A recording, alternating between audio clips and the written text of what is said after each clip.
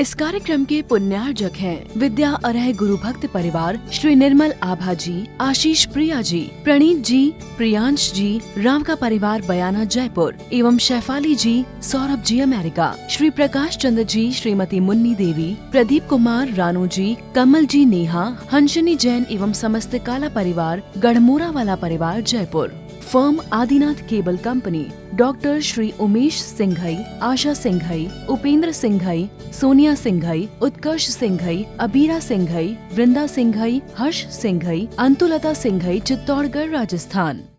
बोलिए पंच परमेष्टि भगवान की, भगवान महावीर स्वामी की, अहिंसा परमो धर्म की, परम पूज्य आचार्य गुरुवर श्री विद्यासागर जी महाराज की, परम पूज्य आचार्य श्री समय सागर जी महाराज की, परम पूज्य सुंदर सागर जी महाराज की। हमारे आचार्यों ने 12 भावनाओं की 12 कमांड दी है, जो जीवन को निर्मल और विशुद्ध बनाने के लिए है। कमांड दीजिए, एक बार बार बार चिंतन कीजिए। जो 12 भावनाएं हैं वो हमारे जीवन को विशुद्ध और निर्मल बनाने वाली है। जब कोई तीर्थंकर या कोई महापुरुष दीक्षा को धारण करते हैं या समाधि को लेते हैं तो 12 भावनाओं का चिंतन किया जाता है। आप लोग पढ़ते भी हैं, राजा राणा छत्रपति हाथन के असवार। अब आगे ज्यादा मत बोलो, अभी जल्दी थोड़ी जाना, बरसों जीना अभी तो। चाहे राजा हो या राणा हो या छत्रपति हो या कोई भी हो, सबने इन 12 भावनाओं को भाया है। आचार्य कहते हमें भी उन्हीं 12 भावनाओं को भाना है। आज यदि हम अभ्यास करेंगे तो कल हम अपने जीवन को सार्थक कर पाएंगे। 12 भावनाओं का मतलब है उनका बार बार चिंतन करना, चिंतन करना। चिंतन करते करते इतना चिंतन करो कि आप उस चिंतन की धारा में डूब जाओ। पानी की धारा में डूबते हैं तो बड़ा मुश्किल होता है बाहर निकलना, लेकिन जो चिंतन की धारा में डूब जाता है वो अपने जीवन को सार्थक कर लेता है, अपने जीवन का कल्याण कर लेता है। कैसे डूबना है एक उदाहरण से आपको समझाता हूं। एक शिष्य वर्षों से गुरु चरणों में साधना कर रहा था। साधना करते करते उसका ध्यान नहीं लग पा रहा था या ध्यान में स्थिरता नहीं आ पा रही थी। वो गुरुदेव से कह रहा था, गुरुदेव क्या मेरा जीवन यूं ही निकल जाएगा? क्या मुझे साधना ध्यान की सिद्धि नहीं होगी? शिष्य सरल स्वभावी था। गुरुदेव ने उसकी बात को समझते हुए समझाने के लिए कहा कि देखो, तुमने हिरण देखा? हिरण? बोले हाँ गुरुदेव। यदि तुमने हिरण को देखा है तो ऐसा करो, जंगल में जाकर के हिरण का ध्यान लगाओ, एक छोटी सी कुटिया बना करके। 3 दिन के उपवास के साथ तुम्हें हिरण का ध्यान लगाना है। आप लोगों ने देखा कि नहीं देखा? नहीं तो उदाहरण ऐसे ही हो जाए। हम लोग रास्ते से आ रहे थे, नीलगाय मिली बहुत सारी, 2-3 बार, विशाल काय अच्छी। तो शिष्य से गुरुदेव ने कहा कि तू जंगल में जा, एक छोटी सी कुटिया बनाकर के उसमें हिरण का ध्यान लगा। गया, कुटिया उसने बनाई, छोटी सी झोपड़ी बनाई और उसमें बैठ करके आंख बंद करके अपने आप को हिरण समझने लगा कि मैं हिरण हूं, मैं हिरण हूं, मेरा हिरण हूं, मैं हिरण हूं, मैं कौन हूं, मैं हिरण हूं, मैं कौन हूं, मैं हिरण हूं। 3 दिन तक लंबी एक यात्रा के साथ भावना योग कर रहा है। क्या कर रहा है? आप लोग जानते हैं भावना योग क्या कर इन 12 भावनाओं को भाना ही तो योग है। हम आपके नगर में आए, योग बना, 12 भावनाओं का चिंतन आपके सामने चल रहा है। यही वो व्यक्ति शिष्य कर रहा है कि मैं हिरण हूं, मेरा हिरण हूं, मैं हिरण हूं। 3 दिन उसके पूर्ण होते हैं, संत चरण उनके कुटिया के बाहर जाते हैं और उसे आवाज लगा कर के कहते हैं कि वत्स तेरा समय पूरा हो गया, तू ध्यान से बाहर आ जा। शिष्य कहता है गुरुदेव मैं भी बहुत देर से सोच रहा हूं कि बाहर निकलूं, पर निकलूं कैसे। कुटिया बहुत छोटी है, दरवाजा छोटा है, पर मेरे जो सींग है ना हिरण के बहुत बिखरे हुए हैं, वो उस दरवाजे में अटक रहे, इसलिए बाहर नहीं निकल पा रहा। संत ने कहा, गुरुदेव ने कहा कि बस तू अपनी आंखें खोल, देख तू कौन है, अपने आप को पहचानो। एगो में सास दो आदा दंसण नान लखनों शेषा में बाहिरा भाबा संबे संयोग संयोग सबे लखड़ा। मैं एक शाश्वत आत्मा हूं, शेषा में बाहिरा भाबा, शेष जितने भी मेरे से पृथक चीजें दिख रही सब बाहर के संयोग मात्र हैं। मैं तो आत्मा हूं, एक शाश्वत ज्ञान ज्ञायक स्वरूपी हूं, अजर अमर अविनाशी शाश्वत तत्व हूं, दंसण ज्ञान लक्षण वाला हूं मैं। गुरुदेव ने कहा कि जिस तरह से तूने एक हिरण का ध्यान लगाया, तू हिरण जैसा हो गया। काश तूने यदि अपने आत्मा की पहचान की होती तो आज तेरे लिए मुझे हिरण का ध्यान लगाने की जरूरत नहीं पड़ती, तू स्वयं आत्मा परमात्मा बन गया होता। यही 12 भावनाओं का चिंतवन है। वैराग्य उपावन माई, चिंतो अनुप्रेक्षा भाई। ये 12 भावनाएं वैराग्य कोई जननी कही गई हैं, वैराग्य को उत्पन्न करने वाली कही हैं। अपन को वैराग्य होता कहाँ है, रोज पढ़ लेते हैं। कभी हुआ वैराग्य? घर से हुआ, परिवार से हुआ, समाज से हुआ। कब होता है पता है? जब झगड़ा हो जाए तब होता है। पति पत्नी में झगड़ा हो जाए तो बोलते नहीं। एक बार ऐसा हुआ, एक इंजीनियर था, उसकी धर्म पत्नी थी, आपस में अनबन हो जाती किसी बात को लेकर के। अब उसे सुबह ट्रेन पकड़ना थी, 5 बजे सुबह उठ करके जल्दी जाना था किसी सरकारी काम से या कंपनी के काम से। अब अनबन हो गई तो बोले कौन कि मुझे 5 बजे जगा देना।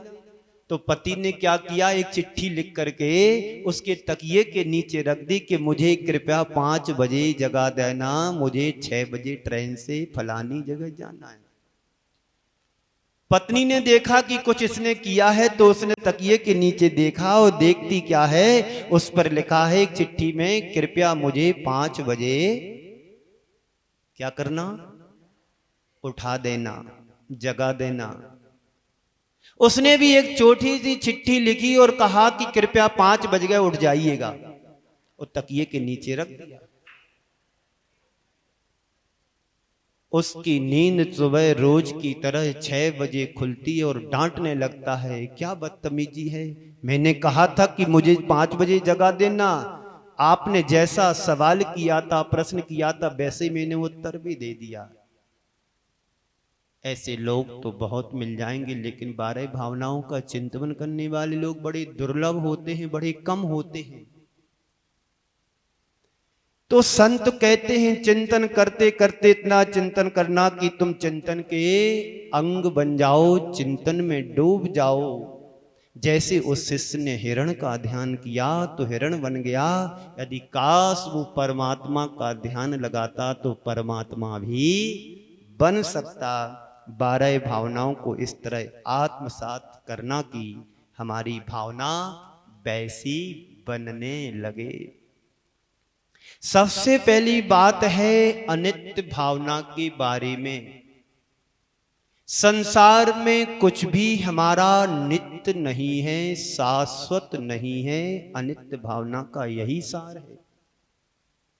अनित्य भावना के संदर्भ में कहा जाता है कि संसार की नश्वरता का चिंतन करना, संसार की असारता के बारे में विचार करना।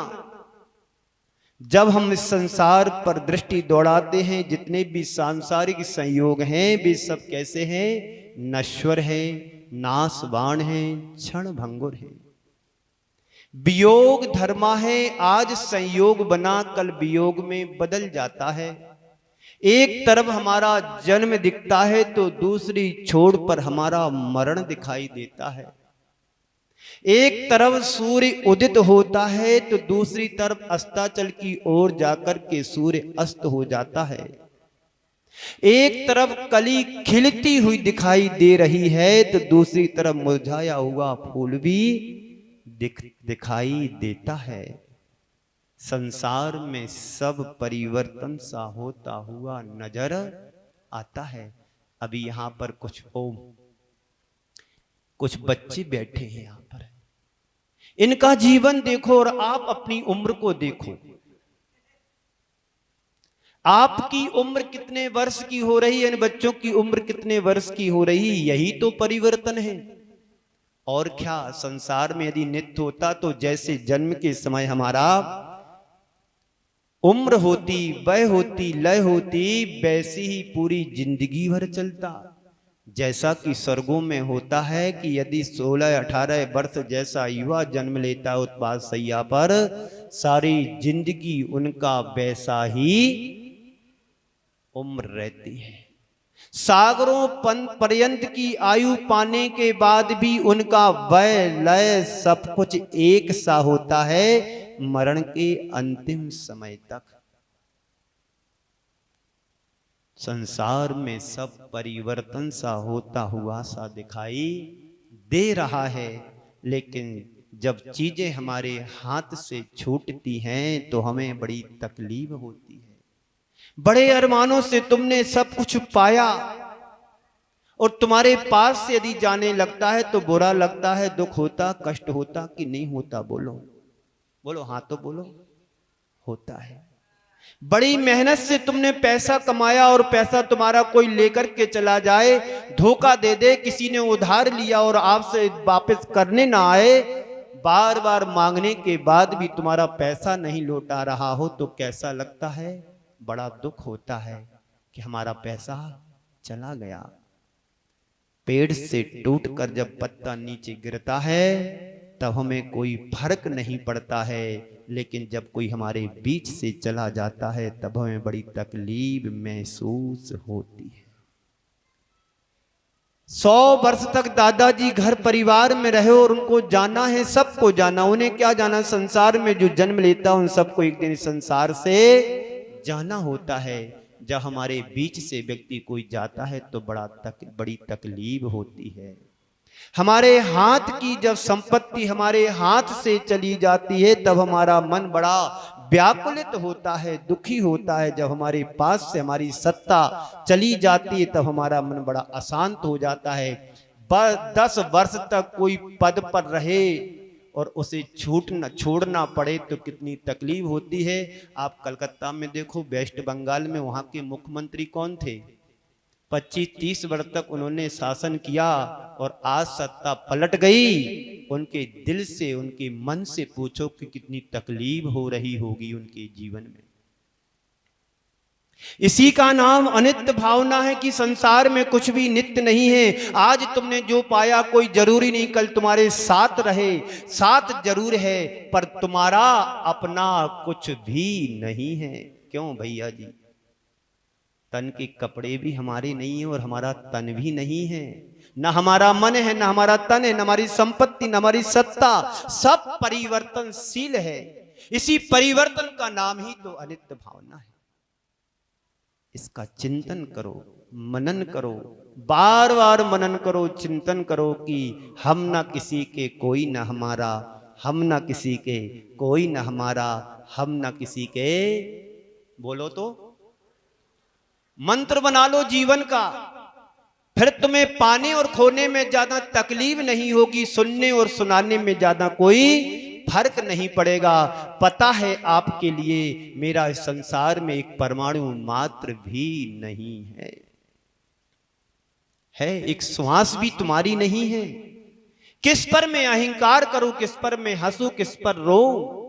एक व्यक्ति थे, बड़े अरमानों से भरकर के उन्होंने मकान बनवाया, बहुत अच्छी अच्छी कीमती चीजें उस मकान में लगाया, और मकान में प्रवेश करने के 1 माह पहले उनका स्वर्गवास हो गया। मकान में कुछ चीजें रखने जा रहे थे, एक पैर अंदर दूसरा पैर बाहर, और देरी पर धड़ाम हुए तो उठ नहीं पाए जिंदगी में।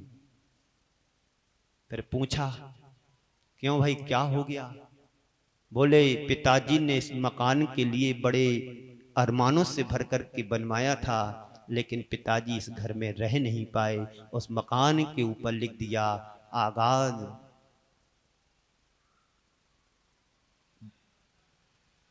सामान 100 बरस का, पल की खबर नहीं। सामान 100 बरस का, पल की खबर नहीं। इसकी एक लाइन और है, मुझे वो याद नहीं आ रही है। कहने का तात्पर्य यह है कि मौत कभी किसी को, किसी के जीवन में कब आ जाए इसका कोई पता नहीं। सुबह मैंने कहा था, सब दिए जलते मगर मन का दिया जलता नहीं। सब दिए जलते मगर मन का दिया जलता नहीं। और आगे, खोजते ही खोजते ढल जाती है जीवन की शाम। सबका पता मिलता पर खुद का पता मिलता नहीं। सबका पता मिलता पर खुद का पता मिलता नहीं। तो हमारे हाथ से, हमारे पास से हमारी संपत्ति, सत्ता जब हाथ से चली जाती तब हमारा मन बड़ा अशांत हो जाता है। संत कहते हैं, इस आकुलता से, व्याकुलता से मुक्ति पाने के लिए भावनाओं का हमें आलंबन लेना चाहिए। अनित्य भावना से हमारे जीवन की शुरुआत होती है, 12 भावनाओं की शुरुआत होती है। अनित्य भावना के संदर्भ में 4 शब्द हैं, अहंकार, आसक्ति, आकुलता, अवसाद। ये 4 शब्द जाने पहचाने हैं, सब लोग इनसे परिचित है। अहंकार क्या कहलाता है? व्यक्ति के जीवन में यदि 2 पैसा ज्यादा हो जाए, कमाते कमाते थोड़ा सा पैसा उसके घर में ज्यादा हो जाए, अभी व्यक्ति झुक कर के चल रहा था, फिर थोड़ा सा सीधे होके चलता है, और ज्यादा पैसा हो जाए तो फिर किसी को समझता नहीं कि कोई भी सभा में हमारे सामने है कि नहीं। इस कार्यक्रम के पुण्यार्चक थे विद्या अरह गुरु भक्त परिवार श्री निर्मल आभा जी, आशीष प्रिया जी, प्रणीत जी, प्रियांश जी, राम का परिवार बयाना जयपुर एवं शैफाली जी, सौरभ जी अमेरिका, श्री प्रकाश चंद्र जी, श्रीमती मुन्नी देवी, प्रदीप कुमार, रानू जी, कमल जी, नेहा, हंसनी जैन एवं समस्त काला परिवार, गढ़मोरा वाला परिवार Jaipur. Firm Adinath cable company, doctor Shri Umesh Singhai, Asha Singhai, Upendra Singhai, Sonia Singhai, Utkarsh Singhai, Abira Singhai, Vrinda Singhai, Harsh Singhai, Antulata Singhai, Chittorgarh, Rajasthan.